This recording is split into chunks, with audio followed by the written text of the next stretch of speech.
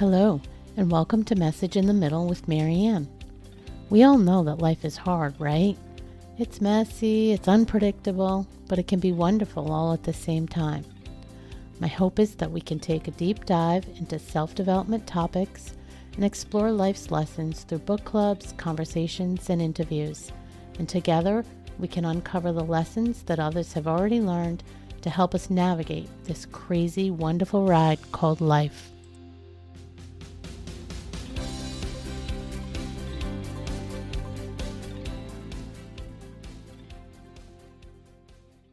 Hello and welcome to Message in the Middle, where we explore the messy, beautiful, complicated seasons of midlife, because it's not about winding down, it's about waking up to who we really are. I'm your host, Marianne, and today I'm sitting down with Angie Hawkins, who after 20 years of working in corporate America, transitioned from a high-powered IT finance operations role to being an inner glow coach who helps high-achieving women stop chasing approval and step into their confidence so they can finally feel happy and loved for who they really are.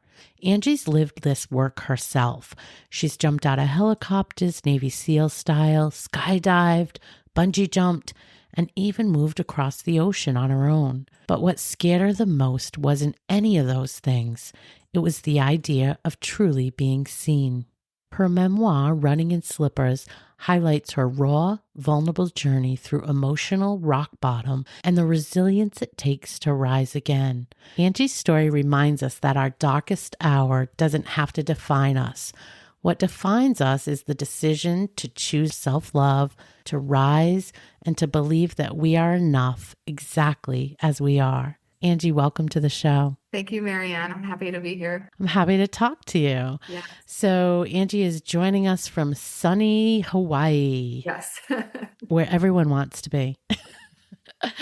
So listen, I mentioned that you did a whole bunch of adrenaline junkie type things, right? We said skydiving and bungee jumping and jumping out of a helicopter.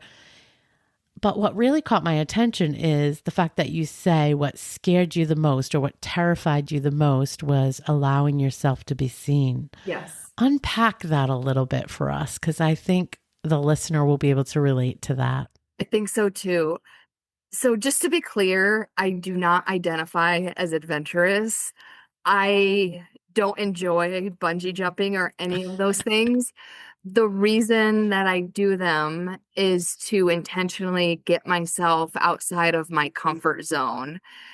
And because I struggle with allowing myself to be seen, and that is rooted in my childhood. I grew up in an extremely critical home, so I felt like I was always under the microscope and being scrutinized. So I lived a lot of my life hiding and not speaking up and even hiding my own voice. And that's not healthy, right? Because I'm dimming my own light. I'm like, there's so many consequences of that. But anyway, my point is, so that way, when opportunities to allow myself to be seen, like, for example, being on this podcast or other things that put me in the spotlight, there's really no excuse not to do it, because it's like, okay, I've bungee jumped, I've swam cageless with sharks. It's like, if I've done all these other things, there's really no excuse not to do it. So that is the reason why I do those things.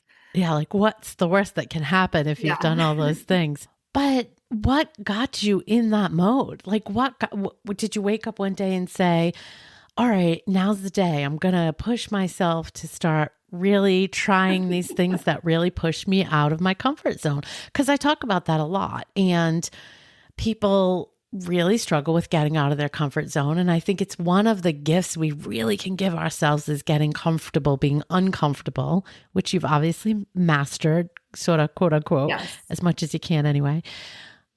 But what got you started on that? Yeah, I don't think there was one single defining moment. There was a start of my trajectory, so to speak. So again, actually going back to my childhood, I grew up in a home. It was very critical. Also, both of my parents were emotionally unavailable. So as a child, I developed these limiting beliefs and like I don't deserve to be loved. It's scary to allow myself to be seen.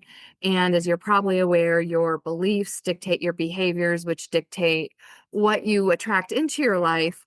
So I struggled for a very long time in life. I was a people pleaser.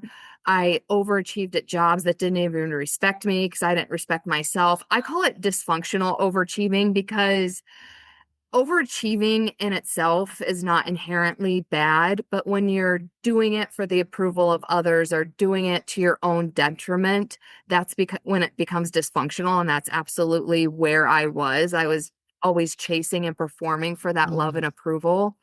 And also I was afraid of allowing myself to be seen because and I had basically very low self-worth for a very long time.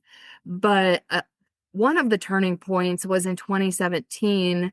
My boyfriend broke up with me, and then my dad passed away. And I had spent my entire life running away from my feelings and trying to suppress them. But with two major events happening at the same time, I could not even try to suppress my emotions. So it was a really hard time for me because I had spent a lifetime running away from my feelings, I didn't have the tools for emotional regulation. So I have all these feelings and I didn't know what to do with them. And I struggled for a long time. So part of the turning point was just being tired of always being unhappy and unfulfilled because I felt happy and unfulfilled for most of my life. And then I had this intense period of grieving and I was kind of like, I'm sick of feeling like this. And so there was a turning point where I was like, okay, I know how I'm living is not working and I want to make some changes. But I was still misguided at that point because I was living in Chicago and I was like, okay, what can I do to make myself happy and fulfilled?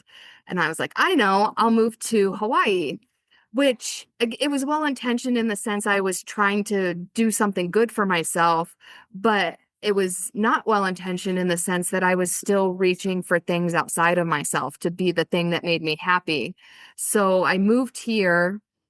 And not only did I have the same problems, I developed a new host of problems because it was really hard fitting in here. I had a really hard time making friends. I was able to keep my job from Chicago and work remotely. And this was in 2018. So it was before remote work was the trendy thing to do. But at the same time I moved, there was a huge management shakeup at my job, which threatened my role. So for the first year that I lived here, I was in constant fear of losing my job. Another thing that happened was, oh, the flood. A shared pipe. I immediately bought a condo to prove how committed and all in I was on my decision. But then a month after I bought my condo, which was 2 months after being here, a shared pipe in my building backflowed into my bathroom sink and I wasn't home. So my entire condo flooded. So, and those were just three things. And then there was just a period of time where like it just felt like nothing was going right. And then COVID happened. So that brought about a ton of anxiety and stress for obvious reasons. And then the straw that broke the camel's back was the end of a relationship during COVID. And I, at that point, had just basically had enough. And I was at the point where I was like, I can't take it anymore. But on top of that, it was just the sheer hopelessness I was feeling because nothing had been going well. And I honestly did not see any hope for the future. So I intentionally overdosed on my anxiety medication Mm. and I spent a day and a half unconscious in my bathroom. I spent a day and a half in the hospital. Wow. And after I got out of the hospital, I called a friend and I told her what happened. And I ended with, I can't believe I didn't die. And her response to me was, it's not your time. And that was so profound and honestly exactly what I needed to hear because I felt like I was in this crossroads because when I was released from the hospital, I felt worse than I did before I took the pills. So there was still a part of me that was like, I don't want to be here. Mm. But when she said that, it was like I easily could have died, but I didn't. so maybe I do have a purpose. So it was in that moment that I decided that I wanted to live my life a different way, and I wanted to get help, and I wanted to get help the right way, because traditional therapy had never worked for me and other modalities had never worked for me. So I was like, okay, I'm going to invest in myself and hire a coach. And that was the true turning point where, like, even though I had done some courageous things like moved to Hawaii on my own, I think that was the true turning point where it's like nothing is going to stop me from living a happy and fulfilled life. And I will do anything to get out of my comfort zone and make that happen. So that was the true turning point. Well, and you called it a decision. So I think those words were probably very intentional. So I Yes. want to pull that out. Thank you. Yeah, because I say I didn't start my healing journey in earnest until I made that decision. Because when I was in my 30s, there were things like I was reading self-help books, I was doing a lot of those things. And the reason I'm saying that was only half-hearted is because I feel like a lot of self-help books and things like that, they're motivating in the moment, but then you don't really have any practical advice on to how to integrate that in your life. But anyway, during that time, I listened to a lot of Tony Robbins, and he would always talk about the power of a decision.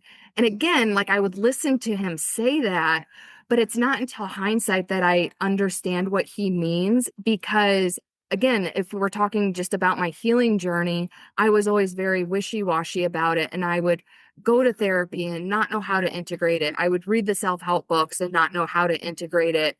And in hindsight, I would say I wasn't really serious about healing, because if I really wanted to find a way to integrate it, I probably could have, right? But when I made that decision, like I want to do something and I want to do something that works, that changed everything, because there's just so much power in it. Because I was actually like, I will pay any amount of money possible, because I know coaches like cost more than therapy that are usually covered by insurance, but it's like I will pay any amount of money to get the help I need, because that's how important it is to me in this moment.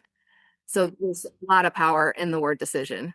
You talk about a story of a set of events that I think many people can relate to, where they feel like they've done all the work. They read all the books, they listen to all the podcasts, they may go to therapy, they, check in on the spirituality and try a bunch of modalities there that maybe even cross over into the land of woo, but people are trying everything. And I think a lot of times feel like it's not enough. It's not helping them come to the root of the problem. And I was going to ask you what do you think is behind that? Why do you think that's the case? And I'm wondering if your answer is they need to make an actual decision to really make the change. That's the short answer, but the longer answer of it is, and again, I was exactly what you're describing. That's exactly where I was, and I know so many women struggle with that, Yeah. which is why I am a coach now. But a longer version of that is like the self-help books and all of those things. It's still a version of reaching outside of yourself to help. Like, it's like, if I read this book, then I can fix me. Or if I listen to this, I can fix me. Or if I go to this sound bath, that it'll make me feel good. And it does in the moment, but the lasting changes are the behavior. Like, for instance, when I started working with a coach, like he didn't specifically say, like, I'm going to change your limiting belief about you don't deserve to be loved to a belief that you do deserve to be loved. He basically helped me. Like, one of the first things we started working on was questioning everything I did and why I did it. And I quickly realized that a lot of my behaviors as an adult were rooted in survival strategies as a child or teenager, and they were no longer serving me. So basically, he taught me how to be an adult. And in turn, those behaviors just became subconscious, basically. Like, I would intentionally have to implement them into my life, but they became subconscious behaviors, which in turn transform my inner beliefs. So it's actually, first of all, the inner work is hard. So I also see why people tend to avoid it, because once I started doing it, it's like, yeah, I can see why I didn't want to implement after I read the book, because it's hard. But that's how you make the change. And when you're decide and are that committed to it, you're willing to do anything, no matter how uncomfortable it is. So that's the longer answer. But yes, I agree with what you're saying. And I agree that it's hard. Let's sort of build on what you said though a little bit, because you've now built your career on helping women break free of those feelings, right? Of feeling less than, not enough, Yeah. looking externally. So one of the things that I like to do is to try to bring some tactical tips to people. And like you said, the work is hard. Like, Yeah. can you share something, anything that you have found that works for somebody that's just starting out in this journey, just putting their toe in the water?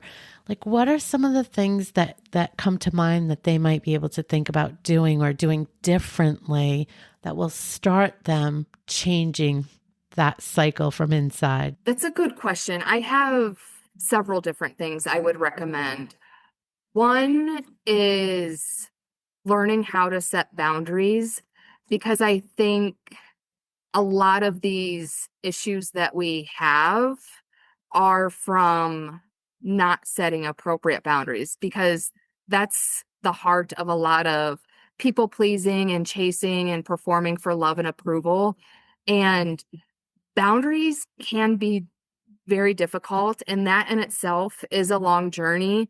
But I think if you are starting from a place from zero or little boundaries, and I say simple because it is simple. It's not always easy, but even saying no, like if a friend invites you out for the weekend and you just want to rejuvenate and relax, just even saying no, that helps. First of all, and the reason I'm so big on boundaries is because that is the highest form of self-respect, and that is the biggest energy leak most people have that leaves them feeling drained and resentful. So just implementing, or even at work, just like these little no's, or like, no, I'm sorry, not right now. Those are immediate quick wins that you, first of all, you can easily implement them into your life because there are plenty of opportunities to have boundaries. But that's a really quick way to not only build confidence, but also like build those habits so that they become automatic behaviors. So that way you can move to the next level of boundaries. So it's not always easy, but that is something very simple that you can start integrating in your life immediately.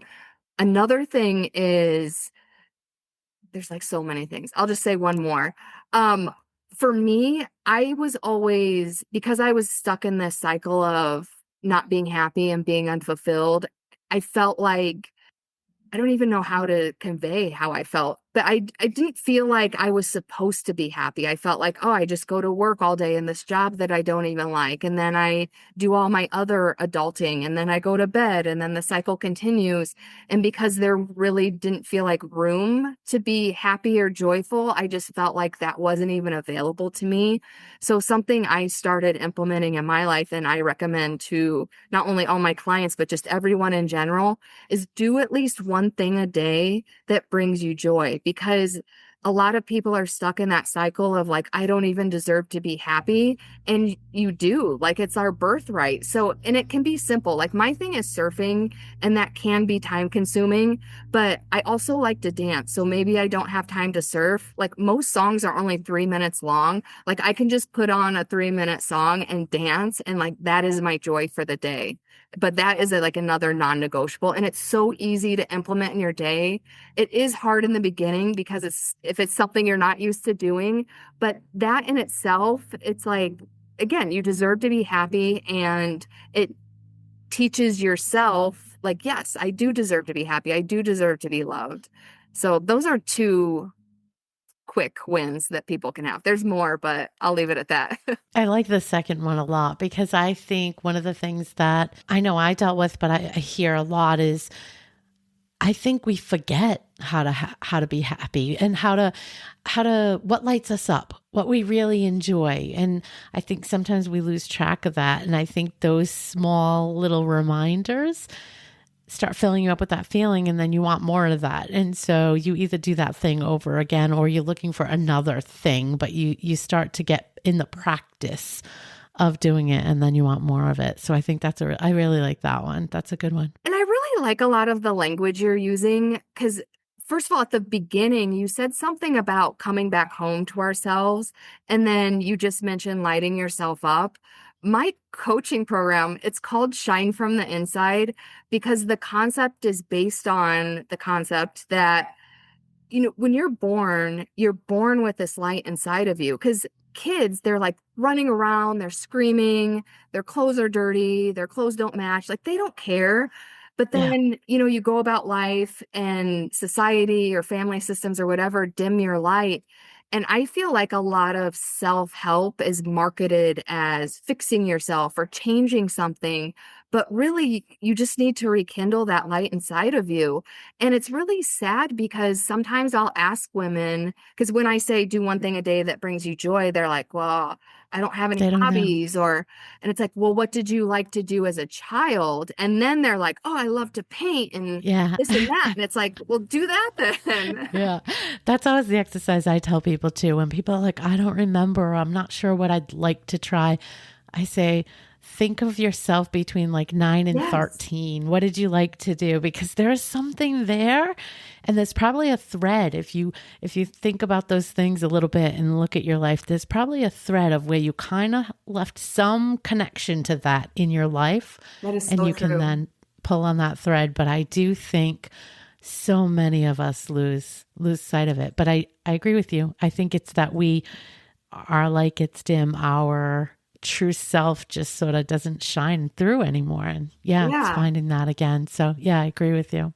I want to talk about shame a little bit because I think that in our most difficult experiences, that's also where our sense of shame typically lies. Not Yeah. always, but a lot of times it's around that experience. So I'm curious if shame played a role in your own journey and how that shows up in your coaching of other women, and how do you start advising them to break free of that? Because I do think a lot of people, that's one of the biggest obstacles is even as they start to sort of lean back in to who they really were, they have this baggage. And in Yeah. that is some shame, and how to let go of that baggage is often a challenge. Yeah. So for me, because I did carry a ton of shame, and I still do to some extent, like that's behind my fear of allowing myself to be seen. However, and that's just it. Just to be clear, a lot of people think like the healing journey is like this end destination where you're never triggered or you're never angry, you never feel shame. Spoiler That alert. is, yeah, spoiler alert. That is not the case at all. The difference is you respond to it Yeah. differently. So it's not a matter of getting rid of that Yeah. shame. It does subside, it never goes away, but it's just responding to it differently. But again, I think for me, and this is what I try to teach other people, it's just like these simple habits of showing up for yourself because that way, when the shame, like for me, my thing is allowing myself to be seen. So sometimes I'm like, oh, why did I say this? Why did I say that? But overall, and maybe I did, say something weird or whatever, but overall, it's like I'm proud of myself for showing up because this is something that I'm scared to do.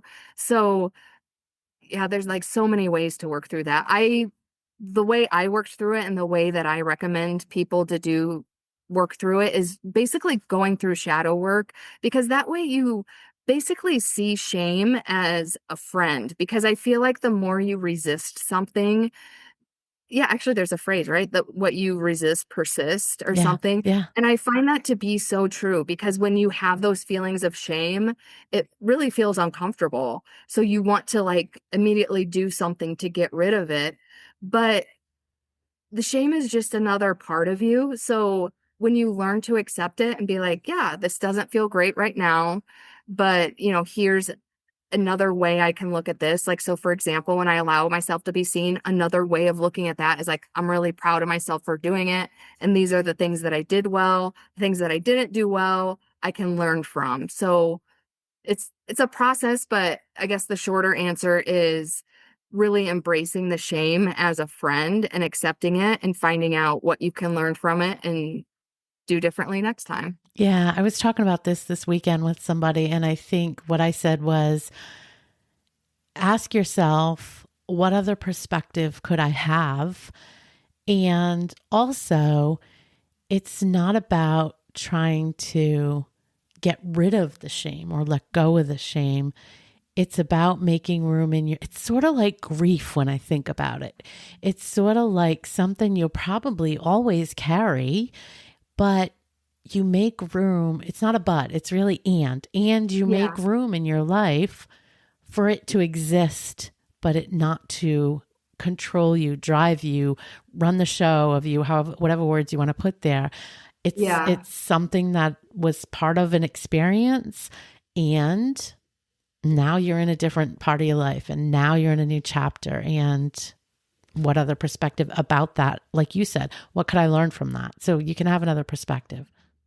Yeah, I that's actually one exercise that I learned in my healing journey. And every client is different, so I don't give like the exact same Yeah. exercises to people, but that is a very common one that I'll give to people because you can get stuck in your head Yeah. about what something means, but it's like there could be 500 other explanations Yeah. or stories. So it's like list out at least 10 different ones that are opposing to what your story is, and all of those can Right. be true. Right. Yeah. And I think it's sort of like, I think about it like think about a court case. Can you prove it without a shadow of a Ah, doubt, right? If you can't, if there's other perspectives that there's just this possibility, this tiny little possibility, well, then you can't be sure that the thing you're calling truth is the right one. So make room for those other options. and actually, that exercise is what really helped me not take things personally from how other people were acting toward me. Because I used to take it so personally, like, well, I did something or they're mad at me. But the truth is, most people are dealing with their own stuff and it has nothing to do with you. Yeah.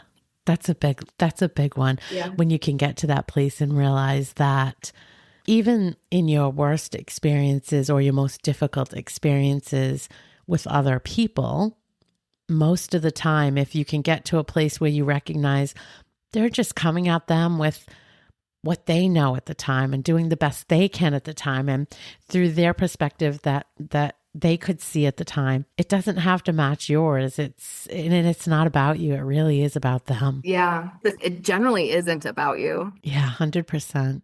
So talk to me a little bit about your thoughts on transformation. I think for most people, when we say that word, it feels like this really big thing. And part of being a coach is helping people transform.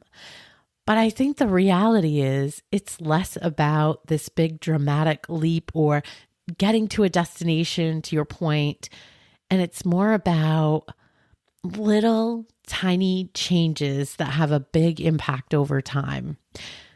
A, do you agree with that? And B, give me an example or two from either yourself or people you've worked with where you've seen sort of those little changes that have made a significant impact. Yeah, I totally agree with that. And watching changes in yourself is like watching grass grow. I think it's easy. I think it's easier to see like the overall transformation in other people. But this is why it's so important to celebrate the small wins, because that was helpful for me in my early healing journey because it feels like nothing's changing. But there are little things like, so for example, going back to my earlier example about boundaries, if you're coming from a place of no boundaries and someone's like, hey, do you want to come out this weekend? And you're like, no, I just want to stay home this weekend. That is huge. Celebrate Yeah. that.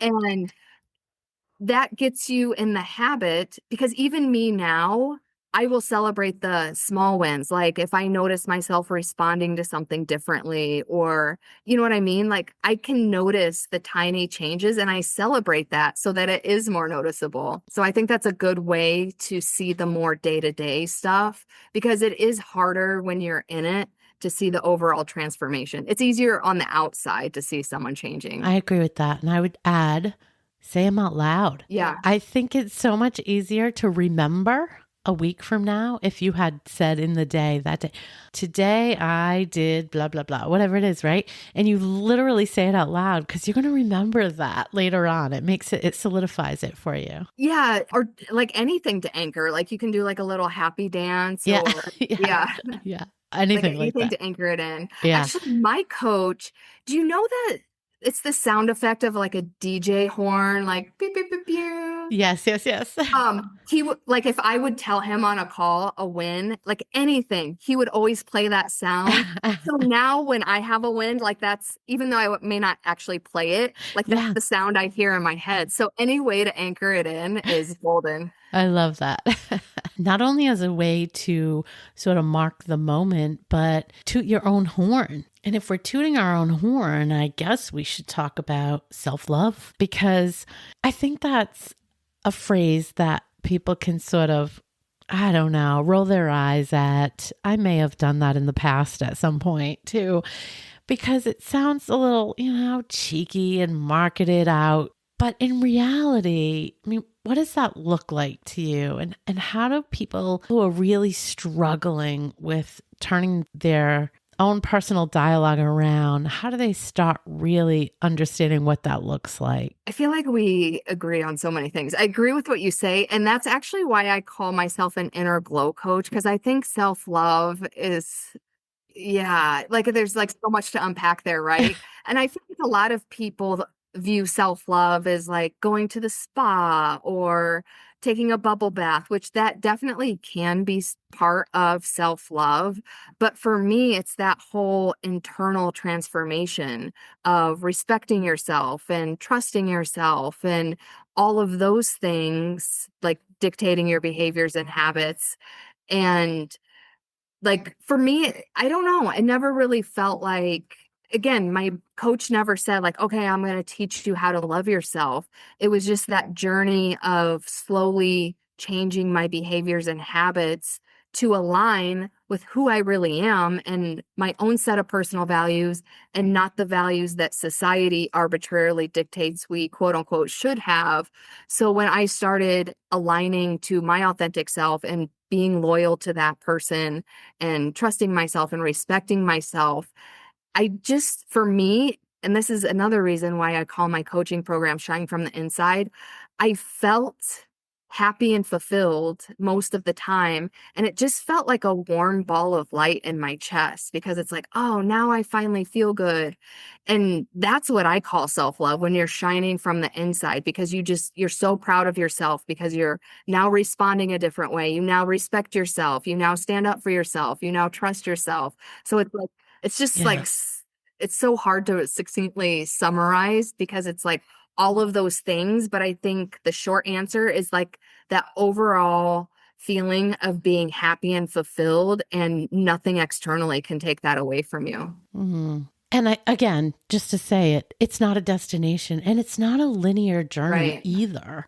So it's a natural for people to feel as they start doing this work, it's natural for people to feel like they've made a ton of progress and then have a day, a week, a month that feels not so Yeah. great. And that's okay. I think it's important to say that so people I realize, always say, and that's yeah, okay. and Yeah. that's okay. I mean, yeah, I still have days I might lose my temper or whatever. Like I'm a human being. I Right. have feelings. That's Yeah, okay. right. So, for somebody that's biggest fear was being seen, truly seen, what on earth would possess you to write a memoir, Running in Slippers? I mean, that is the ultimate be seen. Like it's, hey, here I am, and here's my story, my good, bad, and the ugly. So I had the idea for the book. It was in the period after my dad died because I was in such profound grief.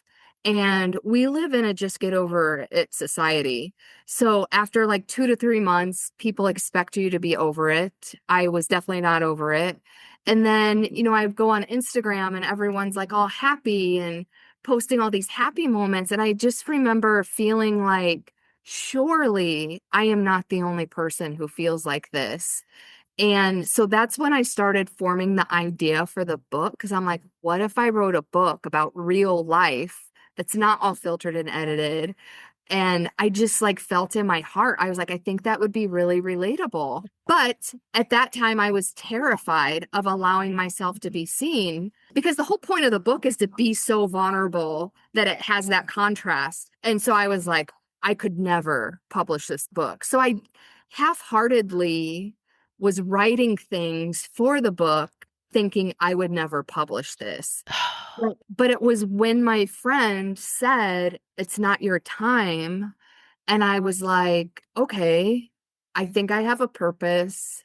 I don't know what it is, but I'm going to figure this out. So on my very first call with my coach, he asked me if you could do whatever you want and you didn't have to worry about money, time, resources, whatever, what would you do? And the first thing that came to mind was this book because I was like, I want to write this book that's about real life. And then I want to do this speaking tour and go like actually have safe spaces for like have live events where it's a safe space for people to actually even talk about this stuff. And I'm like telling him about all this. And he was like, did you see how lit up you just got when you were talking about it? And I did notice the state change. So I was like, okay, maybe that's my purpose. So again, I decided, I was like, I'm going to put this book out no matter how difficult, scary, or whatever. So it was that decision that I was like, I'm committed to doing this no matter how scary it is. I love that story. It also made me think, though, about how many people, when you ask them if time and money weren't an object, what would you do? And they don't really know. I actually ask my Yeah. coaching clients that because I think it's powerful because that leads you back. Because me, when I was a little girl, I loved to write and I had gotten away from writing. So I Mm, think that's one of the reasons why it lit me up so much. And then I also had an idea for my yeah. writing that lit me up. But I ask people that some people are like, I don't know. Yeah. And then that's when I'm like, well, when you were 6 years old, what lit you up? And they always have something and they will like say it immediately and they say it with that same Yes. enthusiasm that I remember saying that to my coach with. And that is the key to what lights you up. So it's like, do that, like Yeah. integrate that immediately into something. It is pretty amazing that just working through that and figuring that out, the change in emotions that you feel, Yeah. it really is, it's really palpable. It's just so right there, Yeah. front and center. Because I remember someone, she was like, no, nothing lights me up. I can't think of anything. And then as soon as I asked her about her childhood, she's like, oh my God, I love to paint. And she went on and on about painting. I'm like, there you go. Well, and I think it's worth saying too that sometimes people don't even know that at the top of their head and they need to step away and think about, well, what did I do in grade school or middle school, whatever you call Yeah. it, in wherever you live. But those years, what did I like, and really think about that and try to tap back into that. So sometimes that takes a little bit of work as well. But I think once you remember, it really comes Yeah. out, and then you start really thinking about it, and it gets bigger and bigger. So yeah. There's a big key there. A lot of times I think that exercise lights a fire that's been out for a long time. I think it's really sad how disconnected we all become from our light because I think this is like a general human theme that we all Mhm. experience. I think the good news is, and I don't know, maybe it was talked about in prior generations. I don't think so, but maybe I am hopeful that the more people start talking about this thing, that it will change, either that we won't get so disconnected or people will at least start coming back into that connection earlier, because I'm Yeah. 56 and I wish that, in my 30s, or that women in their 30s would sort of, but I also wish it never happened. I wish people could just grow up and stay completely aligned, but that's not real life today. But hopefully, we get closer and closer to that as time goes on. So we'll see. Yeah, I do have hope because I do feel like there's more free thinkers now. Because one of the big things that I feel stifles a lot of people is just, and I think I mentioned this earlier, there's just arbitrary rules of society that we all Yeah. blindly follow. And it's like, and a lot of, if I didn't question it for a long time, it's like, oh, yeah, you go to college, you do this, you do that. But then when you really stop back and think about it, it's like, who made these rules and why Yeah. are we all following them? Yeah. So, but I do think there's a lot of more free thinkers now, and that connects you back to your light because you're not just blindly following society standards. Yeah, I agree with that. I do. I still think we have work to do with Yeah. some of the some of the messaging Yeah. that sort of happens without even realizing that it's happening that we carry with us. But I do think we're going in the right direction. So that's a Agree. good thing. So if there's one message and only one message that you can leave our listener, what would it be? I would tell your listeners, I'm telling you now, that you are worthy. And I say that because I didn't get the help that I needed for a very long time because, well, first of all, I didn't even know what to do. But then I came to a point in awareness where it's like, okay, my life isn't happy and fulfilling. I don't want to keep living this way. But I didn't really think I was worth really investing in myself or changing anything. And I had to hit rock bottom to learn that lesson the hard way. So I try to spread the message to women like you are worthy of living a happy and fulfilled life, and you deserve to do whatever it takes to get there. And this isn't even talking about coaching with me because there are so many resources available these days to get help. So you are worthy of living a happy and fulfilling life, and it is available to you. And if you're not living it, there is someone who can help you see it. I love that. I love that. Well, I appreciate you coming on and talking with us today. Where are you most active? Where would you like to direct people to find you? I'm most active on Instagram. My handle is Angie Hawkins 808. You can also visit my website. It's runninginslippers.com. There is information about my book, which is available on paperback, Kindle, and audiobook. There's also information about my coaching program. Again, it's called Shine from the Inside, and I help high achieving women transform from chasing and performing for external validation to having that internal shine and radiance so they can finally feel happy and fulfilled on their own. And if you reach out to me for a discovery call and mention that you've heard me on this podcast, discount will be available to you. And also on that note, I do offer a free call. I call it a free glow up session for all new clients. It's an hour call because the point, again, I want to help people, whether it's through my program or something else. So on the call, we'll talk about whatever you're struggling with. We'll work through as much as we can on the call. And then we'll talk about options going forward. And if my program is not a good fit, I know other coaches and have other resources. Because again, I know everyone's different and people prefer different modalities. The entire point is to get you help because, again, you are worthy of living a happy and fulfilled life. Love that. Thank you. And we will put your links as well in the show notes so people can grab them there if they weren't able to write it down. Thank you so much for joining me today. Thank you for having me. I love this. Of course.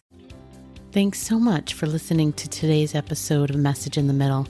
I hope you found something in this conversation that reminded you that you're not alone and that midlife isn't about winding down. It's about waking up. You're not done. You're just becoming.